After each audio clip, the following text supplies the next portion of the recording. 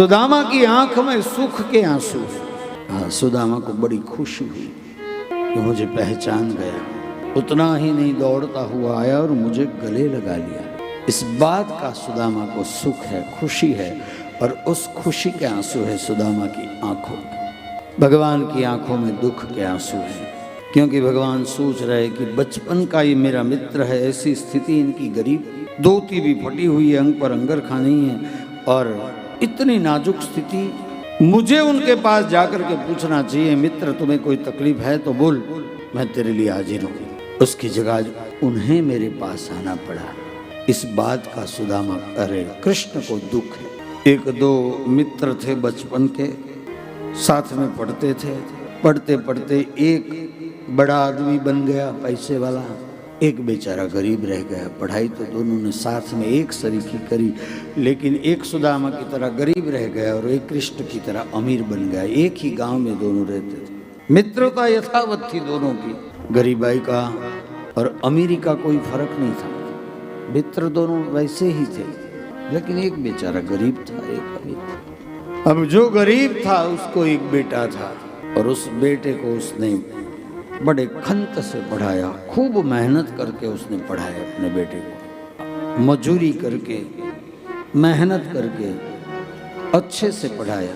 23-24 साल का हो गया बेटा, और अच्छी पढ़ाई हो गई, और इंटरव्यू था उसका, और अच्छी नौकरी मिलने वाली थी। उस आदमी ने सोचा कि बस आज मेरे बेटे को अच्छी नौकरी मिल जाए तो आज के बाद हमारी गरीबी यहाँ से दूर हो जाएगी हमसे।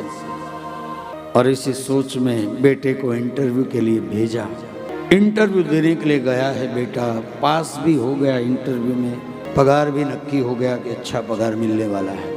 और इंटरव्यू दे के हर्ष में, खुशी में लौट रहा था, और लौटते लौटते एक जगह एक्सीडेंट हो गया और बेटा मर गया।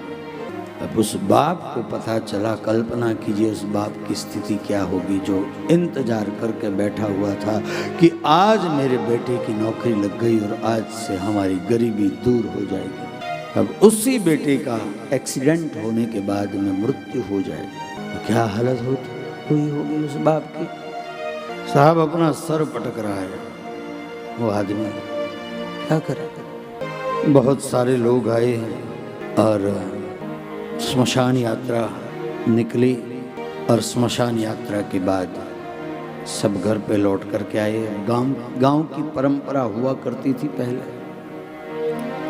कि जिसके घर में कोई छोटी उम्र का गुजर जाए, उनका दुख दूर करने के लोग शाम को यानी कि रात को उनके घर में बैठने के लिए जाते थे।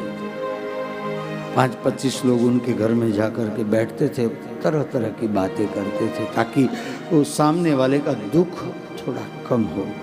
सब लोग बैठने के लिए गए। उस आदमी ने कहा कि मेरा, क्योंकि उसके घर में कुछ था नहीं चाय बनाने के लिए, चाय की पत्ती और शक्कर भी नहीं थी, दूध की तो बात ही छोड़। आदमी सोच रहा है कि ये लोग आए हैं लेकिन उनको चाय कहाँ से पिलाऊं, तो अपना स्व बचाव के लिए उस आदमी ने कहा कि भाई मेरे बेटे का छोटी उम्र का मरण है, इसलिए मैं आपको चाय भी नहीं पिलाई सकता। 1 दिन गया, 2 दिन गए, 3 दिन गए, 5 दिन गया। लोग तो रोज आते थे बैठने के लिए, अपनी फर्ज समझ करके आते थे। 5 दिन तक तो चाय नहीं पिलाई, लेकिन फिर सोचा कि कब तक ऐसे चलेगा, अब तो मुझे इन लोगों को चाय पिलानी ही पड़ेगी। तो रात्रि के समय जब सारे लोग चले गए, उसके बाद में वो मित्र अपने जो अमीर मित्र था उनके घर पे गया। अब अमीर लोग रहते ना उनके यहाँ, तो जैसे फूल के आसपास में भंवरा मंडराते रहता है, उस तरह अमीर लोग होते हैं ना, उनके आसपास भी लोग मंडराते रहते हैं। तो रात के समय उसके घर में, अपने जो अमीर मित्र था उसके घर गया ये आदमी। वहाँ भी एक आदमी बैठा हुआ था। ये गया, उसने स्वागत किया और कहा कि बहुत बुरा हुआ तुम्हारे साथ, क्या करे कुदरत के सामने किसकी चलती है, बोलो क्या बात है। कहा मुझे 5000 रुपया चाहिए, मेरे बेटे का अवसान हुआ है और घर पे लोग आते हैं, उनको पिलाने के लिए चाय की पत्ती, शक्कर और दूध भी नहीं है। मित्र भीतर गया, 10,000 रुपया ला करके हाथ में दिया, ये लो, और दूसरे चाहिए तो मुझसे मांग लेना। वो आदमी चला गया और फिर मित्र की आंखों से, जो अमीर मित्र था उसकी आंखों से आंसू बहने लगे, रोने लगे। सामने जो बैठा हुआ आदमी था ना, उसने कहा कि भाई अब क्यों रो रहा है, तुझे तो पता है कि ये तूने, उसने 5 मांगा, तूने 10 दिया, अब तू जानता है कि वो वापिस तो दे पाएगा नहीं, उसकी कहाँ औकात है कि वो तुम्हें 10,000 रुपया वापिस दे पाएगी, तो अभी रोने से क्या फायदा। उस मित्र ने कहा कि मैं 10,000 रुपये के लिए नहीं रो रहा, मेरा रोना इस बात का है कि ये मेरा बचपन का मित्र है और मैं जानता हूँ कि उसका युवान पुत्र जो इंटरव्यू देने के लिए गया था और इंटरव्यू में पास हो चुका था और अब उसकी गरीबी के दिन दूर होने वाले थे, वो मर गया। तो मुझे उनके पास जाकर के उसे कहना चाहिए कि मित्र ये 10,000 रुपया रख और चाहिए तो मांग लेना, लेकिन मेरा रोना इस बात का है कि उसे मेरे द्वार पर आकर के मांगना।